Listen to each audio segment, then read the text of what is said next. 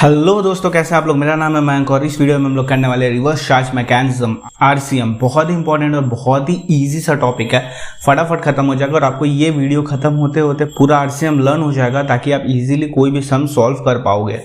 RCM के direct question भी आता है, डायरेक्ट एमसीक्यू भी आता है और ये बड़े सम के साथ चिपक के भी आता है, तो ये अल्टीमेटली इंपॉर्टेंट हो जाता है। ये वीडियो पार्ट है आईडीटी चैलेंजेस सीरीज का। ऊपर आई बटन में लिंक आ रहा होगा, वहां से आप देख सकते हो क्या है ये एग्जैक्टली, तो आपको पता चल जाएगा। और ये जो समरी बुक मैं यूज कर रहा हूँ इसकी लिंक आपको डिस्क्रिप्शन में और कमेंट सेक्शन में तो मिल ही जाएगी। तो चलिए स्टार्ट करते हैं। सबसे पहले समझते हैं आरसीएम होता क्या है। आरसीएम मतलब क्या होता है। देखो जनरली क्या होता है, जनरली जो सप्लायर होता है वो माल देता है रेसिपेंट को और सप्लायर इनवॉइस इशू करता है। उस इनवॉइस पे वो जीएसटी अमाउंट लिखता है, वो जीएसटी वो रेसिपेंट से कलेक्ट करता है और गवर्नमेंट को दे देता है। सिंपल फंडा है, इसी को फॉरवर्ड चार्ज बोलते हैं। क्या बोलते हैं इसको? Forward charge. अब आरसीएम क्या हो गया, इसका अपोजिट होता है क्या, सप्लायर माल देता है रेसिपेंट को और आरसीएम में रेसिपेंट क्या करता है, रेसिपेंट टैक्स जमा करता है ऑन बिहाफ ऑफ सप्लायर। याद रखना, टैक्स तो सप्लायर का है लेकिन जमा सिर्फ रेसिपेंट करेगा, ठीक है। तो यहाँ पे ये एक जानने वाली पॉइंट हो जाती है। अब जो आरसीएम है वो एप्लीकेबल आपका गुड्स में भी होता है, सर्विस में भी होता है, पर फॉर एग्जाम पर्सपेक्टिव अपने लिए गुड्स एप्लीकेबल ही नहीं है, अपने लिए सिर्फ सर्विस एप्लीकेबल है। तो अपने को सिर्फ सर्विस का आरसीएम पढ़ना है, तो पहली बार अपने को कुछ नहीं पढ़ना है, कुछ सिलेबस में नहीं है, तो ये बहुत खुशी की बात है। तो चलिए स्टार्ट करते हैं। सबसे पहला है जीटीए रोड। जीटीए रोड क्या हो गया, goods transport agency through road, goods transport agency through road. तो जीटीए के पास क्या होता है ना, दो ऑप्शन होते हैं, या तो वो 12% पे टैक्स दे सकता है या तो वो 5% पे टैक्स दे सकता है। जीटीए कौन है, सप्लायर है, यानी सप्लायर जो है जीटीए का, उसके पास दो ऑप्शन है, या तो 12% टैक्स देगा या तो 5% टैक्स देगा। अगर वो 12% टैक्स देता है तो उस केस में क्या होता है, और अगर वो 5% टैक्स देता है तो उस केस में क्या होता है। ये जो मैं आपको आरसीएम करवा रहा हूँ इसमें नोटिफिकेशन भी है, इसमें एग्जेम्पशन भी है, इसमें आरसीएम भी है, इसमें फॉरवर्ड चार्ज भी है, इसमें सब कुछ कवर्ड है। फॉर एग्जाम्पल जैसे हम लोग जीटीए अभी करने जा रहे हैं तो आपको चार्ट दिख रहा होगा, अगर नहीं दिख रहा है तो समरी बुक में देख लो। तो जीटीए से रिलेटेड कोई भी क्वेश्चन आया ना, सीधा ये चार्ट खोलो, हो जाएगा 110% हो जाएगा, कोई भी क्वेश्चन जीटीए का इस चार्ट से हो जाएगा। तो सबसे पहले मान लो कि अगर जीटीए 12% पे टैक्स देता है, अब अपने को देखना वो सर्विस किसको दे रहा है। अगर वो सर्विस रजिस्टर्ड को दे रहा है कि अनरजिस्टर्ड को दे रहा है। अगर वो रजिस्टर्ड को दे रहा है तो फॉरवर्ड चार्ज आएगा, यानी जो जीटीए है ना वही लायबल होगा टैक्स देने के लिए। तो कौन लायबल होगा, जो जीटीए है वही लायबल होगा टैक्स देने के लिए, अगर वो 12% वाला है और वो सर्विस रजिस्टर्ड पर्सन को दे रहा है। रजिस्टर्ड पर्सन मतलब जो जीएसटी में रजिस्टर्ड है। अब या तो वो सर्विस देगा अनरजिस्टर्ड को, वो 12% वाला जीटीए सर्विस दे रहा है अनरजिस्टर्ड को। इसमें दो बाइफर्केशन होगा, एक होगा नोटिफाइड, एक होगा अदर्स। तो ये नोटिफाइड क्या होता है, ये नोटिफाइड जो भी होता है अभी थोड़ी देर में बताऊंगा, बस समझ लो कुछ कैटेगरी ऑफ पर्सन है उनको मैं नोटिफाइड बोल रहा हूँ, ठीक है। तो अगर नोटिफाइड को दे रहा है तो फॉरवर्ड चार्ज आएगा, यानी जो जीटीए है वही टैक्स देगा, ओके। और अगर अदर अनरजिस्टर्ड को दे रहा है, यानी अदर देन नोटिफाइड अनरजिस्टर्ड लोग को दे रहा है, तो उस केस में आएगा आपका एग्जेम्पशन, यानी किसी को टैक्स नहीं देना है, उसमें कोई भी टैक्स नहीं लगने वाला है। तो मैंने क्या बोला, देखो फटाफट यहाँ देखो, जीटीए 12% वाला है, 12% वाला या तो रजिस्टर्ड को देगा या तो अनरजिस्टर्ड को सर्विस देगा। अगर रजिस्टर्ड को सर्विस देगा तो फॉरवर्ड चार्ज जीटीए टैक्स देगा। अनरजिस्टर्ड में दो पार्ट, या तो नोटिफाइड या तो अदर देन नोटिफाइड। अगर नोटिफाइड को दे रहा है तो फॉरवर्ड चार्ज जीटीए टैक्स देगा, एंड अदर देन नोटिफाइड को दे रहा है तो उस केस में एग्जेम्प्ट, कोई भी टैक्स नहीं देगा, ठीक है। तो 12% वाला पूरा क्लियर हुआ। 12% में कहीं पे भी आरसीएम नहीं आने वाला है, ठीक है, सिर्फ दो जगह फॉरवर्ड चार्ज और एक जगह एग्जेम्प्ट है, तो यहाँ कुछ भी आरसीएम नहीं है। अब आते इस तरफ जो कि है अपना जीटीए अगर 5% टैक्स दे रहा है, यानी वो कितना परसेंट टैक्स दे रहा है, 5%, 2.5 + 2.5। तो अगर वो 5% टैक्स दे रहा है तो उस केस में क्या होगा, तो सेम चीज है, तो सर्विस रजिस्टर्ड को देगा या तो अनरजिस्टर्ड को देगा। अगर रजिस्टर्ड को देगा तो आरसीएम, यानी 5% वाले पे आरसीएम आता है। जी हाँ, कब आता है, अगर वो रजिस्टर्ड को देगा तो आरसीएम आएगा, यानी जीटीए ने जिसको सर्विस दी, जो रेसिपेंट है, जो रजिस्टर्ड है जीएसटी में, वो टैक्स देगा, जीटीए टैक्स नहीं देगा उसका, ओके। इसको रजिस्ट्रेशन से लिंक कर देते हैं। रजिस्ट्रेशन में अपने क्या पढ़े थे, जो आरसीएम में टैक्स देने वाला है उसको कंपलसरी रजिस्ट्रेशन है, याद आया, तो वो वाला पॉइंट यहाँ पे लिंक कर लेना। फिर अगर रजिस्टर्ड को दे दिया, या तो अनरजिस्टर्ड को दिया, अगेन टू बाइफर्केशन, या तो नोटिफाइड को देगा या तो अदर देन नोटिफाइड को देगा। अगर अदर देन नोटिफाइड को दे रहा है तो एग्जेम्प्ट, कोई भी टैक्स नहीं देगा, और नोटिफाइड वाले लोगों को दे रहा है तो RCM, ठीक है। तो बेसिकली अगर आप देखोगे तो दोनों चार्ट एकदम सिमिलर वे में चल रहा है, ठीक है। अगर RCM कब आता है, अगर वो GTA के केस में अगर वो 5% वाला है, वो रजिस्टर्ड को दे रहा है या नोटिफाइड को दे रहा है, तो RCM। किसी और को दिया एग्जेम्प्ट, ठीक है। 12% वाला किसको दे रहा है, या तो रजिस्टर्ड को दे रहा है तो अनरजिस्टर्ड को दे रहा है। अगर रजिस्टर्ड को दे रहा है और नोटिफाइड को दे रहा है तो फॉरवर्ड चार्ज, नहीं तो एग्जेम्प्ट, सिंपल है। अब ये नोटिफाइड कौन है, चलो फटाफट देख लेते हैं। नोटिफाइड पीपल कौन है, टोटल 7 लोग इसमें कवर है। तो क्या है, चलिए देख लेते हैं। एक है factory, society, cooperative society, any person registered in GST, body corporate, partnership form और एनी कैजुअल टैक्सेबल पर्सन। अगर ये 7 लोग हैं तो ये नोटिफाइड है। अब जहां जहां मैंने नोटिफाइड वर्ड यूज किया था वहां इनको रिप्लेस कर लेना, तो इजीली आपका क्वेश्चन सॉल्व हो जाएगा। अब इसके सेकंड पॉइंट में आते हैं, ठीक है।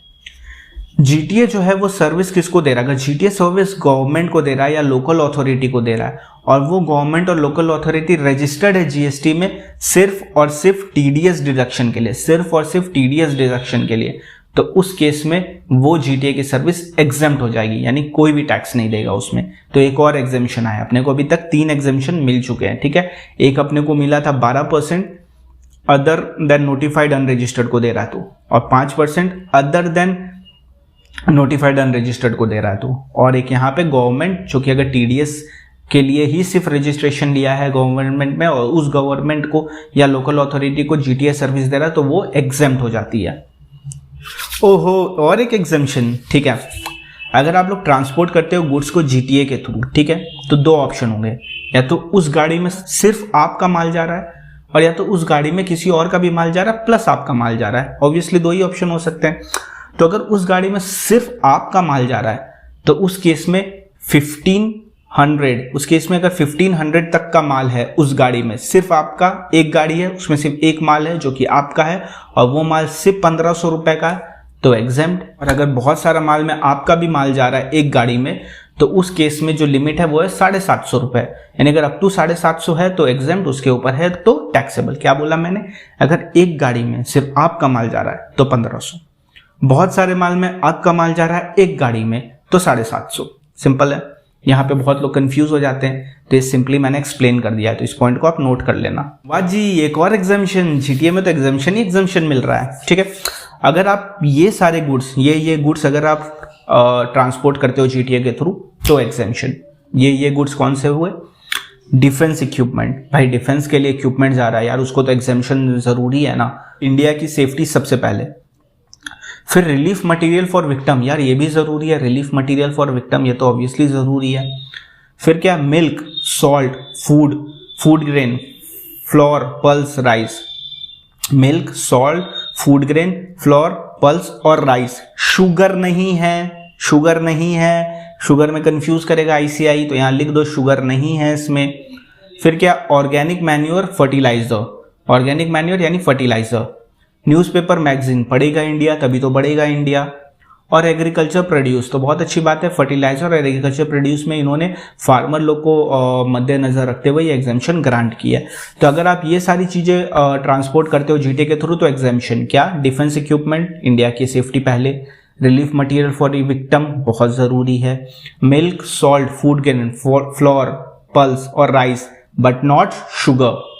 फिर ऑर्गेनिक मैन्योर यानी फर्टिलाइजर फार्मर के लिए एक और है क्या, एग्रीकल्चर प्रोड्यूस को अगर तुम ट्रांसपोर्ट करते हो तो, और पढ़ेगा इंडिया तभी तो बढ़ेगा इंडिया, यानी न्यूज़पेपर एंड मैगजीन। तो यहाँ पे खत्म होता है हम लोग का GTA। बहुत ही ईजी, बहुत ही सिंपल था, कुछ भी इसमें ऐसा मुझे नहीं लगा कि कुछ कॉम्प्लिकेशन आई होगी। अब GTA के कोई भी क्वेश्चन आएंगे इस चार्ट के थ्रू आप इजीली सॉल्व कर सकते हो। अब हम लोग बढ़ते हैं रेंटिंग ऑफ मोटर व्हीकल। अब करने जा रहे हैं renting of motor vehicle. Renting of motor vehicle में क्या हो सकता है, या तो आप मोटर व्हीकल को रेंट पे लोगे 2 पर्पस के लिए, या तो आप उससे गुड्स भेजोगे या पैसेंजर के लिए। अगर आप गुड्स के लिए रेंटिंग ऑफ मोटर व्हीकल कर रहे हो तो फॉरवर्ड चार्ज आएगा, जो सप्लायर है वही टैक्स देगा, ठीक है, यानी फॉरवर्ड चार्ज इसको बोलते हैं, ठीक है। अब अगर रेंटिंग ऑफ मोटर व्हीकल आप पैसेंजर के थ्रू कर रहे हो, ठीक है, अब मोटर व्हीकल जो पैसेंजर वाला है ना उसमें भी 2 ऑप्शन होते हैं, क्या, या तो 12% या तो 5%, ठीक है। और अगर 12% वाले हो और आपने रेंट पे दिया है मोटर व्हीकल को, उस केस में फॉरवर्ड चार्ज आएगा, यानी जिसने रेंट पे दिया है मोटर व्हीकल को, जो सप्लायर है वही टैक्स देगा, ठीक है, रेसिपेंट टैक्स नहीं देगा उसका। अच्छा मैं टैक्स देगा बार बार बोल रहा हूँ, तो क्या सप्लायर अपने पॉकेट से टैक्स देगा? नहीं, सप्लायर तो रेसिपेंट से ही टैक्स कलेक्ट करेगा। बस जमा करने की जिम्मेदारी सप्लायर की है, ठीक है। और आरसीएम में जमा करने की जिम्मेदारी रेसिपेंट की है। अल्टीमेटली टैक्स तो रेसिपेंट से ही कलेक्ट होता है, जमा कौन करेगा ये आरसीएम बताता है, ठीक है। अब बात करते हैं where supplier is opting for 5% GST with limited ITC, यानी अगर तुम 5% में जा रहे हो तो आपको कुछ आईटीसी मिलेगा। क्या कुछ मिलेगा वो आईटीसी चैप्टर में पढ़ेंगे, यहाँ नहीं, ठीक है।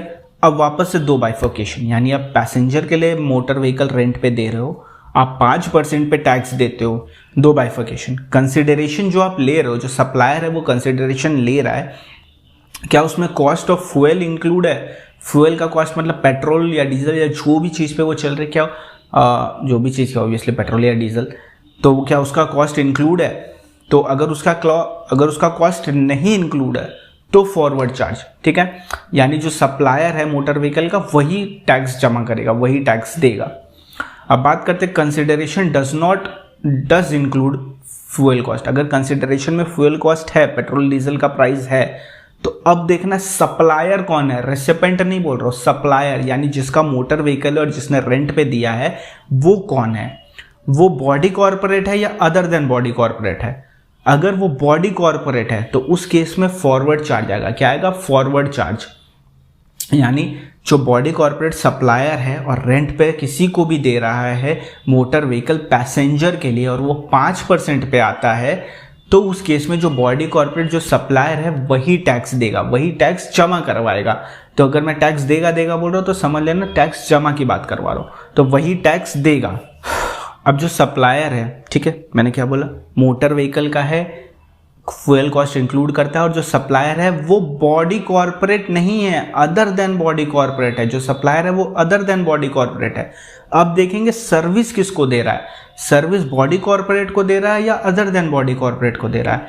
अगर बॉडी कॉर्पोरेट को सर्विस दिया तो आरसीएम, समझे, यानी जिसको सर्विस दिया यानी जो बॉडी कॉर्पोरेट है वो टैक्स देगा, और अदर देन बॉडी कॉर्पोरेट को दिया तो फॉरवर्ड चार्ज, ठीक है। सब बहुत ज़्यादा कंफ्यूजन हो गया, क्या करे कुछ समझ नहीं आ रहा है। Renting of motor vehicle super quick summary, अगर ये 5 पॉइंट है तो आरसीएम, नहीं तो आग बंद करके फॉरवर्ड चार्ज मार देना, कोई भी क्वेश्चन हो, ठीक है। रेंटिंग ऑफ मोटर व्हीकल ये 5 पॉइंट अगर है तो आरसीएम, नहीं तो आग बंद करना, फॉरवर्ड चार्ज मार के आ जाना, आंसर राइट होगा, ठीक है। तो क्या 5 पॉइंट है?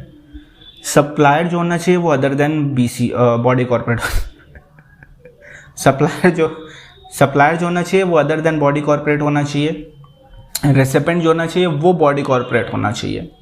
कंसिडरेशन में फ्यूल कॉस्ट इंक्लूड होना चाहिए। पैसेंजर ट्रांसपोर्ट के लिए देना चाहिए रेंटिंग ऑफ मोटर व्हीकल, और जो सप्लायर है जो कि है अदर देन बीसी, वो तुम्हारा टैक्स जो है वो पे करना चाहिए 5% पे, ठीक है। तो अगर ये 5 कंडीशन सेटिस्फाइड है तो आरसीएम, वरना आग बंद करके फॉरवर्ड चार्ज मार के आ जाना, ठीक है। कौन सी 5 condition? Supplier other than BC, recipient BC, जो सप्लायर है वो टैक्स देता है 5% पे, तुमने पैसेंजर ट्रांसपोर्ट के लिए दिया है renting of motor vehicle, and जो लास्ट पॉइंट है वो बोलता है कि फ्यूल कॉस्ट इंक्लूड होना चाहिए कंसिडरेशन में, जो भी पेट्रोल डीजल का कॉस्ट है वो कंसिडरेशन में इंक्लूड होना चाहिए। सुपर क्विक समरी यही था इसका, ये 5 पॉइंट है तो आरसीएम, नहीं तो फॉरवर्ड चार्ज। बाकी ऊपर का चार्ट नहीं भी पढ़ोगे तो कोई प्रॉब्लम नहीं, लेकिन पढ़ लेना, बेनिफिट होगा। आरबीआई तो आरबीआई कोई भी सर्विस जो आरबीआई देता है एग्जेम्प्ट, कोई भी सर्विस जो आरबीआई देता है वो एग्जेम्प्ट, सिंपल सी बात है, ठीक है। और कोई भी सर्विस जो आरबीआई को मिलती है, अब 3 पार्ट, कोई भी सर्विस जो आरबीआई को मिल रही है उसकी 3 पार्ट है। सबसे पहले अगर अदर्स यानी कोई और बंदा अगर आरबीआई को सर्विस दे रहा है तो फॉरवर्ड चार्ज होता है, जो बंदा सर्विस दे रहा है वही टैक्स देगा, जो बंदा सर्विस दे रहा है वही टैक्स देगा। अगर ओवरसीइंग कमिटी ने आरबीआई को कोई सर्विस दी तो आरसीएम, आरबीआई टैक्स देगी, ठीक है। कोई भी सर्विस अगर आरबीआई को मिल रही है आउटसाइड इंडिया से तो एग्जेम्प्ट, कोई भी सर्विस आरबीआई को मिल रही है आउटसाइड इंडिया से तो वो एग्जेम्प्ट, सिंपल था। आरबीआई कोई भी सर्विस देगा टोटली एग्जेम्प्ट। आरबीआई अब सर्विस ले रहा है, अगर अदर से ले रहा है तो उस केस में फॉरवर्ड चार्ज, जिससे सर्विस ले रहा है वो टैक्स देगा। अगर ओवरसीइंग कमिटी से ले रहा है देगी, आरसीएम लगेगा, आरबीआई उस पर टैक्स देगा। आउटसाइड इंडिया से कोई सर्विस मिल रही है तो वो एग्जेम्प्ट, आउटसाइड इंडिया से कोई सर्विस मिल रही है तो वो एग्जेम्प्ट। मोटर व्हीकल वाले में मजा आ गया ना, तो चलिए अब लॉयर वाला करते हैं, ठीक है। लॉयर, आर्बिट्रल ट्रिब्यूनल दोनों इसमें कवर है, ठीक है। अगर लॉयर या आर्बिट्रल ट्रिब्यूनल ने किसको सर्विस दी है, नॉन बिजनेस एंटिटी को दी है, एग्जेम्प्ट, ठीक है। गवर्नमेंट को दी है, सेंट्रल गवर्नमेंट, स्टेट गवर्नमेंट या लोकल अथॉरिटी को, तो एग्जेम्प्ट, ठीक है। यानी जिस लॉयर है उसने मिस्टर राम को सर्विस दी तो एग्जेम्प्ट, जो लॉयर है उसने गवर्नमेंट ऑफ वेस्ट बंगाल को सर्विस दी तो एग्जेम्प्ट। अब जो लॉयर है उसने सर्विस दी है बिजनेस एंटिटी को, ठीक है, या एक्स लिमिटेड को अगर सर्विस दिया है, तो अब क्या होगा, अब इसमें दो बाइफर्केशन होंगे, ठीक है। अगर एग्रीगेट टर्नओवर जो है प्रीवियस ईयर का, वो उस बिजनेस एंटिटी का बात कर रहा हूँ, ठीक है, जिसको सर्विस मिल रही है, अगर उस बिजनेस एंटिटी की एग्रीगेट टर्नओवर ऐसी है कि पिछले साल उसको रजिस्ट्रेशन नहीं लेना पड़ा। अब एग्रीगेट टर्नओवर रजिस्ट्रेशन, ये रजिस्ट्रेशन चैप्टर में अपने बहुत अच्छे से किए थे, 10, 20, 40 भी लिमिट थी एक जगह। तो अगर 10-20 के नीचे है, ठीक है, यानी उसको रजिस्ट्रेशन नहीं लेना है, पिछले साल की लिमिट देखेंगे, तो उस केस में वो सर्विस एग्जेम्प्ट हो जाएगी लॉयर वाली। यानी लॉयर ने बिजनेस एंटिटी को सर्विस दी और बिजनेस एंटिटी की ऐसा टर्नओवर था बिजनेस एंटिटी का कि उसको रजिस्ट्रेशन नहीं लेना था पिछले साल, ठीक है। तो इस साल जो भी सर्विस वो लॉयर से लेगा वो एग्जेम्प्ट हो जाएगी। सर ये थोड़ा कंफ्यूजिंग नहीं है, पिछले साल का टर्नओवर दे रहे हैं और इस साल एग्जेम्पशन दे रहे हैं। अब लॉ ऐसा ड्राफ्ट है तो यही है, तो आप देख लो, आपको तो यही लर्न करना पड़ेगा, पिछले साल का एग्रीगेट टर्नओवर, इस साल एग्जेम्पशन, ठीक है। और अगर पिछले साल का एग्रीगेट टर्नओवर ऐसा है कि रजिस्ट्रेशन लेना पड़ा, यानी 10-20 क्रॉस्ड है, तो उस केस में आरसीएम आएगा। आरसीएम आएगा यानी जिसको सर्विस मिला, किसको सर्विस मिला, बिजनेस एंटिटी को मिला, तो वो टैक्स देगा, लॉयर टैक्स नहीं देगा, ठीक है। अब क्या हो सकता है, देखो हमने बिजनेस एंटिटी को भी सर्विस दी, हमने नॉन बिजनेस एंटिटी को भी दी, हमने गवर्नमेंट को भी दी। अब ऐसा हो सकता है एक लॉयर दूसरे लॉयर को भी सर्विस दे सकता है, तब क्या होगा, तो जो सप्लायर है अगर वो सीनियर एडवोकेट है, ठीक है, और जो रेसिपेंट है वो कोई एडवोकेट है या कोई फॉर्म ऑफ एडवोकेट है, ठीक है, सप्लायर सीनियर एडवोकेट है और जो रेसिपेंट है वो कोई भी एडवोकेट या फॉर्म ऑफ एडवोकेट है, उस केस में क्या होगा, सिंपली जो भी पड़े वही होगा। अगर एग्रीगेट टर्नओवर रेसिपेंट एडवोकेट या फॉर्म यानी जो सर्विस ले रही है उसकी बात कर रहा हूँ, अगर उसका एग्रीगेट टर्नओवर पिछले साल ऐसा था कि उसको रजिस्ट्रेशन नहीं लेना पड़ेगा, तो उस केस में वो सर्विस एग्जेम्प्ट हो जाएगी। यानी सीनियर एडवोकेट से इस एडवोकेट फॉर्म को जो सर्विस मिलेगी वो एग्जेम्प्ट हो जाएगी, कोई भी टैक्स नहीं देगा उसमें।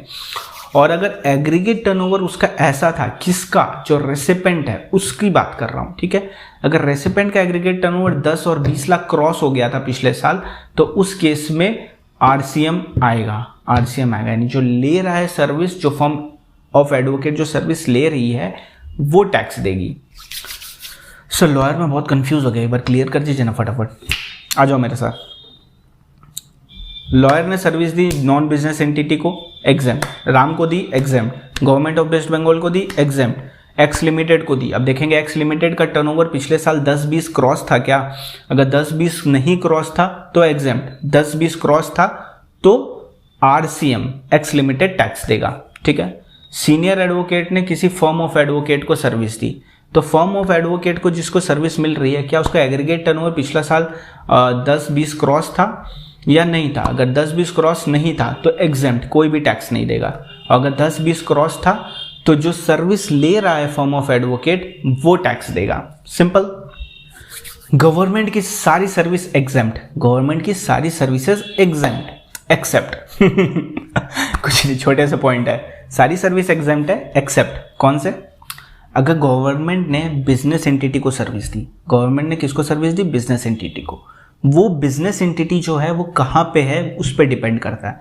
अगर वो टैक्सेबल टेरिटरी में, यानी अगर वो इंडिया में है तो बिजनेस एंटिटी उस पर टैक्स देगी, आरसीएम आएगा, ठीक है। और अगर वो बिजनेस एंटिटी आउटसाइड इंडिया यानी नॉन टैक्सेबल टेरिटरी में है तो उस केस में फॉरवर्ड चार्ज आएगा, उस केस में फॉरवर्ड चार्ज आएगा। तो गवर्नमेंट की सारी सर्विस एग्जेम्प्ट है एक्सेप्ट, सबसे पहला क्या पड़े कि अगर उसने बिजनेस एंटिटी को सर्विस दी तो टैक्स तो आएगा, अब देगा कौन वो देखते हैं। अगर बिजनेस एंटिटी इंडिया में है तो बिजनेस एंटिटी टैक्स देगा, यानी आरसीएम आएगा, क्योंकि बिजनेस एंटिटी को सर्विस मिल रही है। और अगर बिजनेस एंटिटी आउटसाइड इंडिया है तो उस केस में उससे तो बाहर जाके टैक्स नहीं कलेक्ट कर सकते ना, तो गवर्नमेंट उस पर टैक्स देगा, यानी फॉरवर्ड चार्ज आएगा।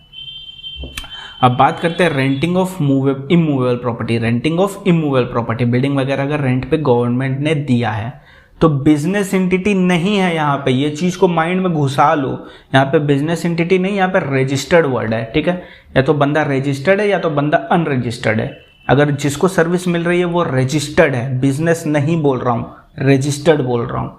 अगर वो रजिस्टर्ड है तो आरसीएम, अगर वो रजिस्टर्ड नहीं है तो फॉरवर्ड चार्ज। यानी अगर बिल्डिंग को रेंट पे दिया गवर्नमेंट ने तो दो लोग को दे सकती है, या तो वो रजिस्टर्ड को दे सकती है या तो अनरजिस्टर्ड को दे सकती है। अगर उसने रजिस्टर्ड को दिया तो आरसीएम आएगा, यानी रजिस्टर्ड पर्सन टैक्स देगा उस पर। और उसने अगर अनरजिस्टर्ड को दिया तो फॉरवर्ड चार्ज आएगा, गवर्नमेंट उस पर टैक्स देगी, ठीक है, क्योंकि सर्विस देने वाली गवर्नमेंट है। ओके, अब ऑलवेज फॉरवर्ड चार्ज है ये 3 सर्विस के लिए, ऑलवेज फॉरवर्ड चार्ज है ये 3 सर्विस के लिए। क्या? Service by department of post यानी speed post, service in relation to aircraft और vehicle, service in relation to aircraft और vehicle, and transportation of goods और पैसेंजर, ट्रांसपोर्टेशन ऑफ गुड्स और पैसेंजर। ये 3 एक बार आप, मैं चाहता हूँ आप डिटेल में एक बार अपने मेन बुक में पढ़ लो, just read it, you don't have to memorise it. Memorise करने के लिए सिर्फ इतना काफी है, service by department of post, service in relation to an aircraft and vessel, and transportation of goods और पैसेंजर। तो गवर्नमेंट, ठीक है, रिवाइज करते हैं, गवर्नमेंट की सारी services exempt except business entity को दिया तो आरसीएम, तो टैक्स लगेगा। अब ये बिजनेस एंटिटी कहाँ है वो देखना है। अगर वो बिजनेस एंटिटी इंडिया में है तो बिजनेस एंटिटी टैक्स देगी, अगर बिजनेस एंटिटी आउटसाइड इंडिया है तो गवर्नमेंट टैक्स देगा, यानी फॉरवर्ड चार्ज। अगर रेंटिंग ऑफ इमूवेबल प्रॉपर्टी किया है, बिजनेस एंटिटी नहीं, रजिस्टर्ड या अनरजिस्टर्ड, अगर रजिस्टर्ड को किए हो तो आरसीएम, अनरजिस्टर्ड को किया तो फॉरवर्ड चार्ज, यानी गवर्नमेंट उस पर टैक्स देगा। ये सारे जो 3 सर्विस है उसमें फॉरवर्ड चार्ज आएगा। कौन सी 3 सर्विस है? Service by department of post यानी स्पीड पोस्ट वगैरह, service in relation to aircraft और व्हीकल, एंड नेक्स्ट है तुम्हारा ट्रांसपोर्टेशन ऑफ गुड्स और पैसेंजर। ये 3 सर्विस एक बार डिटेल में आपको पढ़ना है अपने मेन बुक से, जस्ट रीड करना है, मेमोराइज नहीं करना है। अब जो नेक्स्ट सर्विस है वो art, drama, movie, books. Movie जो देखते हो, जो भी आप मूवी देखते हो, वेब सीरीज देखते हो, ये सब यहाँ पे कवर हो जाता है, art, drama, music and books. तो अगर आप सप्लाई कर रहे हो service by way of transfer of copyright, देखो कोई गाना बनाता है ना तो वो प्रोड्यूसर को ना कॉपीराइट ट्रांसफर करता है कि ये गाना मेरा है, तुम ये गाने पे डिस्ट्रीब्यूट करो इस गाने को, ठीक है, तो मेरा कॉपीराइट मैं तुमको दे देता हूँ। तो अगर तुम सप्लाई ऑफ सर्विस कर रहे हो बाय ट्रांसफर ऑफ कॉपीराइट, ठीक है, देखो 3 अलग है, एक अलग है, ठीक है, यानी ड्रामा, म्यूजिक, आर्ट ये एक साथ, बुक अलग, ड्रामा, म्यूजिक, आर्ट एक साथ, बुक अलग, ठीक है। ड्रामा, म्यूजिक, आर्ट अगर तुमने ट्रांसफर किया तो तुम किसको ट्रांसफर करोगे? या तो म्यूजिक कंपनी को करोगे या प्रोड्यूसर को करोगे, ठीक है। तो यहाँ पे ऑलवेज आरसीएम आएगा, प्रोड्यूसर और म्यूजिक कंपनी ही टैक्स देगी इस पे, ठीक है, यानी टी सीरीज टैक्स देगा। गुरु रंधावा ने एक सॉन्ग बनाया, वो सॉन्ग उसने टी सीरीज को दिया, अब टी सीरीज उसको अपने यूट्यूब चैनल पे डालेगी और बाकी जगह प्रमोट करेगी, ठीक है, उससे जो भी कमाई होगी वो टी सीरीज को जाएगी और गुरु रंधावा को उसकी रॉयल्टी या कॉपीराइट फीस जो भी है वो उसको मिल जाएगा, ठीक है। तो जब गुरु रंधावा ने उसको सॉन्ग ट्रांसफर किया तो उसने सप्लाई की, उसने क्या चीज़ की सप्लाई की? उसने सप्लाई की कॉपीराइट की, ठीक है, उसने सर्विस दी है by way of supply of copyright, ठीक है। तो उसने किसको दिया? टी सीरीज को। तो इस पे टैक्स कौन देगा? टी सीरीज देगी, हमेशा हमेशा याद रखना। आर्ट, म्यूजिक, आर्टिस्टिक वर्क, इसमें जो कंपनी होती है जिसको ट्रांसफर किया गया है, जैसे प्रोड्यूसर कंपनी या म्यूजिक कंपनी, वो टैक्स देती है आरसीएम, ठीक है। क्यों ऐसा किया गया? क्योंकि यार आर्टिस्ट लोग है यार, इन लोग को जीएसटी के अंदर नहीं लाना है, इन लोग को फ्री रखना है कि भैया तुम आर्टिस्ट वाले काम, भाई क्रिएटिव काम करते हो, क्रिएटिव काम करने के लिए सबसे थोड़ा दूर रहना पड़ता है, इसीलिए। अब बात करते हैं supply of transfer of copyright relating to books to publisher. Chetan Bhagat ने किताब लिखी, उस किताब को उसने पब्लिशर को कॉपीराइट के थ्रू ट्रांसफर किया। अब क्या होगा? यहाँ पे 2 ऑप्शन है, ये लास्ट टाइम अमेंडमेंट भी था तो इसको थोड़ा ध्यान से सुनिएगा, ठीक है। 2 ऑप्शन है, ठीक है। जनरली आरसीएम आता है, सप्लाई जो तुम्हारा रेसिपेंट है यानी द पब्लिशर है वही टैक्स देगा, जनरली पब्लिशर ही टैक्स देता है। पर एक ऑप्शन है, वो ऑप्शन क्या बोलता है? ऑथर रजिस्टर्ड है, यानी चेतन भगत जी रजिस्टर्ड है, उन्होंने फॉर्म INV-1 दिया, उन्होंने फॉर्म INV-1 डिक्लेरेशन फाइल किया, ठीक है। तो उस केस में ऑथर चेतन भगत जी लायबल होंगे जीएसटी पे करने के लिए, ठीक है, यानी फॉरवर्ड चार्ज आएगा यहाँ पे। एंड पब्लिशर लायबल नहीं होगा जीएसटी पे करने के लिए, ठीक है। बट इसमें एक कंडीशन है कि 1 साल तक आप विड्रॉ नहीं कर सकते, 1 साल तक आप विड्रॉ नहीं कर सकते। इसकी भी क्विक समरी कर लेते हैं। आर्ट, ड्रामा, म्यूजिक, बुक्स, ठीक है। अगर आप ड्रामा कर रहे हो, म्यूजिक कर रहे हो, आर्टिस्टिक वर्क कर रहे हो, मूवी कर रहे हो, ये सब का कॉपीराइट आपने पब्लिशर को दिया या म्यूजिक कंपनी को दी, प्रोड्यूसर को दिया, तो प्रोड्यूसर टैक्स देगा। आप बुक लिख रहे हो, आप बुक लिख के पब्लिशर को कॉपीराइट अपना ट्रांसफर किया, तो जनरली RCM। पर ऑप्शन है, अगर ऑथर भी रजिस्टर्ड है, उसने INV 01 फाइल किया है डिक्लेरेशन, और उस केस में फॉरवर्ड चार्ज आएगा, जो ऑथर है वो टैक्स देगा यहाँ पे, और 1 साल तक विड्रॉ नहीं कर सकते, 1 साल तक विड्रॉ नहीं कर सकते, ठीक है। और पब्लिशर लायबल नहीं रहेगा GST के लिए, क्योंकि ऑब्वियसली एक ही जन पे करेगा ना। अगर ऑथर पे कर दे रहा है तो फिर पब्लिशर को हम लोग नहीं लायबल करेंगे GST के लिए, इस केस में सेकंड ऑप्शन में। ये 2 ऑप्शन वाला ओनली एंड ओनली बुक्स के लिए, इसीलिए मैंने दोनों को बाइफरकेट किया है। ये ओनली और ओनली बुक्स के लिए है, वरना बाकी सब केस में RCM। अब रेम्यूनरेशन पेड टू डायरेक्टर, यहाँ पे भी क्लैरिफिकेशन एंड अमेंडमेंट है, तो ये इंपॉर्टेंट बन जाता है। तो रेम्यूनरेशन पेड टू डायरेक्टर, अब डायरेक्टर या तो इंडिपेंडेंट डायरेक्टर होगा या तो होल टाइम मैनेजिंग डायरेक्टर होगा। अगर इंडिपेंडेंट डायरेक्टर है तो RCM आएगा, कंपनी टैक्स देगी। जो भी रेम्यूनरेशन इंडिपेंडेंट डायरेक्टर को मिलेगा उसमें GST लगता है, और उस GST पे कंपनी टैक्स देती है, ठीक है। अब हमने किसको दिया रेम्यूनरेशन? अब हमने रेम्यूनरेशन दिया मैनेजिंग डायरेक्टर को, ठीक है, या होल टाइम डायरेक्टर को। तो अब हम लोग देखेंगे कॉन्ट्रैक्ट ऑफ सर्विस है या कॉन्ट्रैक्ट फॉर सर्विस है। कॉन्ट्रैक्ट फॉर सर्विस मतलब क्या हो गया? फॉर है ना, फॉर को गोला करो और वहां पे लिख दो एम्प्लॉयमेंट, आपको ज़्यादा दिमाग नहीं लगाना है। Contract for service means employment, तो उसको गोला करके एम्प्लॉयमेंट कर दो। तो कॉन्ट्रैक्ट ऑफ सर्विस है यानी अदर देन एम्प्लॉयमेंट वाला हो गया, तो उस केस में RCM आएगा, कंपनी पैसा देगी। कॉन्ट्रैक्ट फॉर सर्विस यानी एम्प्लॉयमेंट, और अपने पढ़े एम्प्लॉयमेंट पे GST लगती नहीं है, यानी तुम एम्प्लॉय हो गया होल टाइम डायरेक्टर, तो उस केस में GST ही नहीं आएगा, क्योंकि ये सप्लाई ही नहीं है। अगर सप्लाई ही नहीं है तो GST आने का कोई सवाल ही नहीं पैदा होता था, ये एज अ सैलरी ट्रीट हो जाएगा, ठीक है। और ऑप्शन क्या है? अपने देखेंगे TDS इनकम टैक्स वाला किस सेक्शन में कट रहा है, ठीक है। अगर सेक्शन 192 में कट रहा है, 192 कौन सी सेक्शन हो गई TDS की? सैलरी वाली। सैलरी पे जब TDS कटता है तो 192 पे कटता है। तो अगर 192 वाली कट रही है मतलब ये सैलरी है, मतलब ये सैलरी है, मतलब ये सप्लाई नहीं है, मतलब ये सप्लाई नहीं है, मतलब इस पे GST नहीं आएगा, ये GST के परव्यू में ही नहीं आता है। और अगर 194J कौन सी है? प्रोफेशनल फीस वाली है। 194 प्रोफेशनल फीस यानी ये एम्प्लॉय नहीं है। अगर ये एम्प्लॉय नहीं है तो मतलब ये जो सर्विस दे रहा है वो GST में आएगा, वो GST में आएगा तो उस पर कौन टैक्स देगा? RCM, कंपनी टैक्स देगा। सिंपल है। रेम्यूनरेशन पेड टू डायरेक्टर, ठीक है। रेम्यूनरेशन पेड टू डायरेक्टर या तो इंडिपेंडेंट डायरेक्टर को देंगे या तो होल टाइम मैनेजिंग डायरेक्टर को देंगे। इंडिपेंडेंट डायरेक्टर को देंगे तो RCM, whole time managing director को देंगे तो ऑफ है कि फॉर है, यानी कॉन्ट्रैक्ट ऑफ सर्विस या contract for service. For is always for employment, तो ये याद रख लो। कॉन्ट्रैक्ट ऑफ सर्विस है यानी RCM आएगा, कंपनी टैक्स देगी। कॉन्ट्रैक्ट फॉर सर्विस यानी एम्प्लॉयमेंट है तो तुम्हारा परव्यू में ही नहीं है, तो ना टैक्स भी नहीं आएगा क्योंकि सप्लाई ही नहीं है, GST आएगा ही नहीं इस पर। फिर देखेंगे TDS किस सेक्शन में डिडक्ट हो रहा है। सिर्फ होल टाइम डायरेक्टर की बात कर रहा हूँ, इंडिपेंडेंट वाले की नहीं। Whole time director, managing director, TDS किस सेक्शन में डिडक्ट हो रहा है? TDS कौन सा है? इनकम टैक्स वाला। 192 में हो रहा है मतलब सैलरी के अंदर हो रहा है, मतलब ये परव्यू में नहीं है तो टैक्स ही नहीं आएगा। और अगर ये 194J में हो रहा है यानी प्रोफेशनल फीस वाले सेक्शन में हो रहा है तो उस केस में इसमें टैक्स आएगा, और इसका टैक्स कौन देगा? कंपनी देगी, यानी RCM, ठीक है। रेम्यूनरेशन कंपनी दे रही है ना, इसका मतलब डायरेक्टर ने कुछ सर्विस की होगी तभी तो रेम्यूनरेशन कंपनी दे रही है ना। कंफ्यूज मत हो जाना कि रेम्यूनरेशन कंपनी दे रही है इसका मतलब सर्विस कंपनी दे रही है, नहीं, सर्विस डायरेक्टर दे रहा है, बदले में उसको रेम्यूनरेशन मिल रहा है, ठीक है। ये कॉन्सेप्ट थोड़ा क्लियर रखना। अगर नहीं है तो 2 मिनट शांति से बैठ जाओ, वीडियो पॉज कर दो और शांति से सोचो तो समझ में आ जाएगा। तो अभी तक आप लोग बने हुए इस वीडियो में, मतलब आपका पेशेंस लेवल अच्छा है। तो चलिए स्टार्ट करते हैं, आगे बढ़ते हैं। अब आपको कुछ बहुत इंटरेस्टिंग बात बताने वाला हूँ। ये चैप्टर ऑलमोस्ट खत्म होने वाला, बहुत इजी पार्ट आ गया अब इसका। जितना भी टफ पार्ट था वो हम लोग पहले ही कवर कर लिए इजीली समरी के साथ। तो चलिए अब नेक्स्ट पार्ट पे बढ़ते हैं। ध्यान से सुनना, ये सर्विस हुई, ये बंदा दिया, इसको दिया तो ही RCM। ये सर्विस हुई, ये बंदा दिया, इस बंदे को दिया तो ही RCM, वरना फॉरवर्ड चार्ज। अच्छा, जो सर्विस RCM में कवर नहीं है वो क्या होती है यार? वो ऑब्वियसली फॉरवर्ड चार्ज होती है। जो इसमें कवर है बस वही RCM में है, ठीक है। और वो भी कब, कहाँ, क्या है वो मैंने आपको बता दिया है। तो चलिए देखते हैं। ये सर्विस हुई, इस बंदे ने दी, इस बंदे को दी तो RCM, वरना फॉरवर्ड चार्ज। रट लो, 1 मिनट वीडियो पॉज करो, रटो इसको।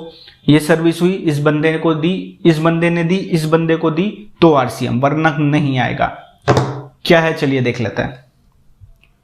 इंश्योरेंस एजेंट की सर्विस कौन देगा? ऑब्वियसली इंश्योरेंस एजेंट देगा। किसको देगा? इंश्योरेंस कंपनी को देगा, तो आरसीएम, इंश्योरेंस कंपनी उस पर टैक्स देगी। रिकवरी एजेंट सर्विस कौन? मुन्ना भाई। अगर मुन्ना भाई ने सर्विस दी है तो किसको देगा? बैंक को देगा या एनबीएफसी को देगा, तो उस पर कौन टैक्स देगा? बैंक या NBFC. Recovering agent service.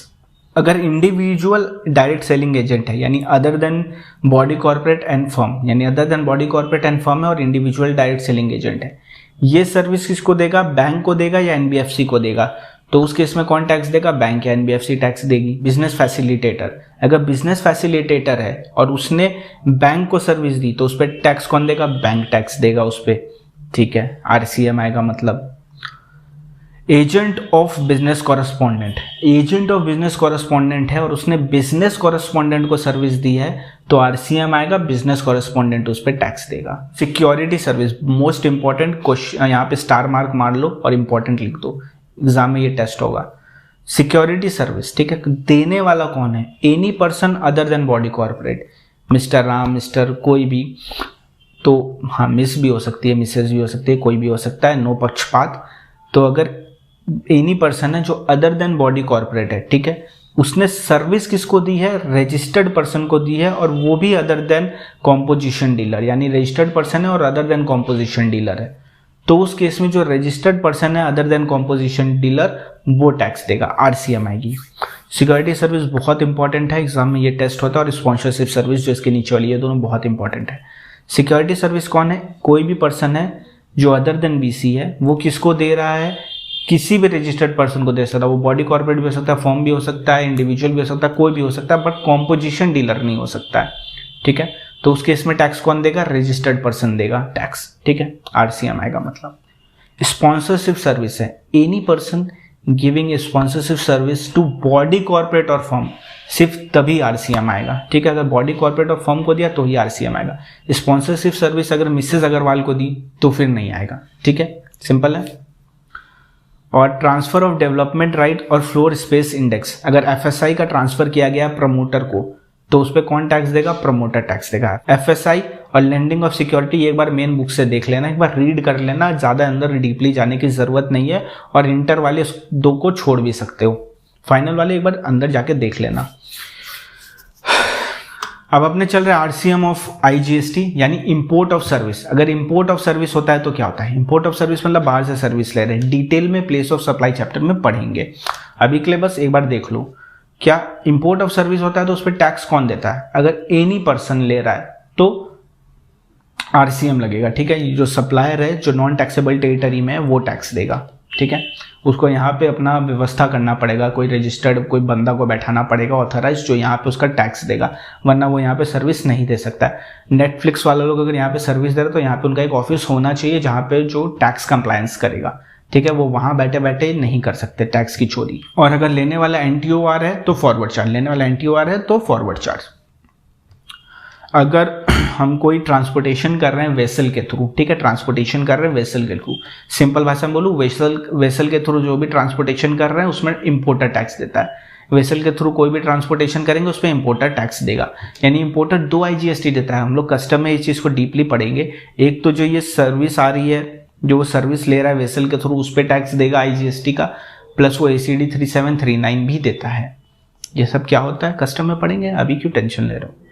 Section 9(4) and 9(5) very important. 9(4) तो बहुत ही ईजी है। क्या बोलता है? अगर ये 3 कंडीशन है, ठीक है, क्या 3 कंडीशन है? सबसे पहली बात, स्पेसिफाइड गुड्स होने चाहिए, ठीक है, जो सप्लायर है वो अनरजिस्टर्ड होना चाहिए, ठीक है, और जो रेसिपेंट है वो रजिस्टर्ड होना चाहिए, वो भी स्पेसिफाइड, यानी स्पेसिफाइड गुड्स और सप्लायर अनरजिस्टर्ड एंड जो रेसिपेंट है वो तुम्हारा स्पेसिफाइड रजिस्टर्ड होना चाहिए, ठीक है। इसमें सिर्फ 3 ही नोटिफिकेशन आए और बहुत ईजी है। सीमेंट, अगर सीमेंट अनरजिस्टर्ड से प्रमोटर खरीदता है, अगर प्रमोटर सीमेंट अनरजिस्टर्ड बंदे से खरीदता है तो प्रमोटर को उस पर टैक्स देना है, और ये टैक्स होगा 28%। लर्न करना, बिल्कुल करना, शायद एग्जाम में नहीं देगा तो ही रेट है, लर्न हो जाएंगे। अगर सीमेंट अनरजिस्टर्ड खरीद रहा है, ठीक है, अगर सीमेंट प्रमोटर खरीद रहा है अनरजिस्टर्ड से, तो प्रमोटर को उस पर 28% जीएसटी देना पड़ेगा, 28% जीएसटी देना पड़ेगा। अगर प्रमोटर कैपिटल गुड्स खरीद रहा है अनरजिस्टर्ड से, अगर प्रमोटर कैपिटल गुड्स खरीद रहा है अनरजिस्टर्ड से, तो उस पर प्रमोटर टैक्स देगा। कितना टैक्स देगा वो तुम्हारा नोटिफाइड रेट होता है, तो वो ये एग्जाम में जरूर मिलेगा आपको। अगर हम क्या बोले, अगर प्रमोटर सीमेंट खरीद रहा है अनरजिस्टर्ड से, ठीक है, 94 का ये, ठीक है, अगर सीमेंट खरीद रहा है प्रमोटर अनरजिस्टर्ड से तो प्रमोटर टैक्स देगा 28%। अगर प्रमोटर कैपिटल गुड्स खरीद रहा है अनरजिस्टर्ड से तो प्रमोटर उसमें टैक्स देगा, रेट एग्जाम में दिया होगा। अगर वैल्यू ऑफ इनपुट और इनपुट सर्विसेज जो उसने रजिस्टर्ड से ली है, अगर वो less than 80% of total value of input and input services, मैंने क्या बोला, इनपुट और इनपुट सर्विस जितने भी मैंने रजिस्टर्ड से ली है, अगर वो 80% से कम है total input and input services के, तो जितना 80% से कम है ना उस पे आरसीएम आएगा, यानी उस पे प्रमोटर टैक्स देगा 18%, उस पे प्रमोटर टैक्स देगा 18%। सर नहीं क्लियर हुआ, बताइए ना। इनपुट लिया मैंने, वैल्यू ऑफ इनपुट, मैंने इनपुट लिया, मैंने इनपुट सर्विस ली, प्रमोटर ने लिया, प्रमोटर ने उससे बिल्डिंग बांधी, जो भी किया, तो प्रमोटर ने जो भी इनपुट और इनपुट सर्विस रजिस्टर्ड से लिया है, अगर वो टोटल इनपुट और इनपुट सर्विस का 80% से कम है, तो जितना 80% से कम है ना, फॉर एग्जाम्पल 60% है, ठीक है, 60% रजिस्टर्ड से लिया, 40% हमने अनरजिस्टर्ड से लिया, 100% हो गया टोटल। और तो 80% से कितना कम हो गया, 80 माइनस 60 कितना हो गया, 20। तो जो 20% है बस उस पे ही आरसीएम आएगा, पूरे 100% पे नहीं आएगा। ये यहाँ पे ट्रिक है, सिर्फ जो डिफरेंशियल अमाउंट है बिटवीन 80% एंड जितना भी लोअर है, तो उस पे सिर्फ तुम्हारा 18% से प्रमोटर आरसीएम में टैक्स पे करेगा। 95 इको बहुत जगह आया होगा, रजिस्ट्रेशन में भी आया होगा, आप कंफ्यूज हो गए होंगे कि वहां क्या बोल रहा था, तो यहाँ पे ये कवर होता है। 95 इको 2 सर्विसेज कवर होती है इसमें, एक होती है आपकी कैब वाली, यानी आप यहाँ पे मैं ऊबर बोलता हूँ उसको, आप पढ़ लेना क्या लिखा है एक बार के लिए समझो, ऊबर, और एक ओयो और अर्बन क्लैब। अगर तुम ऊबर हो, ठीक है, ऊबर वाला है, ऊबर वाले केस में हमेशा आरसीएम लगता है। ऑब्वियसली यार, इतने सारे उनके ड्राइवर हैं तो उनसे थोड़ी ना टैक्स कलेक्ट कर सकता है, कितने लोगों से टैक्स कलेक्ट करेगा, कितना ज़्यादा कंप्लायंस बढ़ जाएगा। तो इसका एक शॉर्टकट ढूंढा, क्या ढूंढा कि सीधा बड़ी मछली को पकड़ते हैं। बड़ी मछली कौन हो गई, ऊबर, सीधा ऊबर को ही पकड़ो, उसके अंदर सब रजिस्टर्ड है ना सारे, तो ऊबर से टैक्स कलेक्ट कर लो, ऊबर से टैक्स कलेक्ट कर लो, अल्टीमेटली ये सारों से टैक्स कलेक्ट हो जाएगा, कंप्लायंस कम हो जाएगा, ठीक है।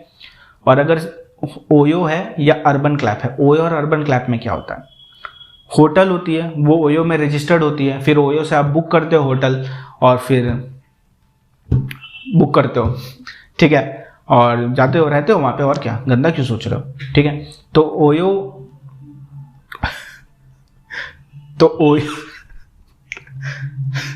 ठीक है, यहाँ पे फोकस करो, ठीक है।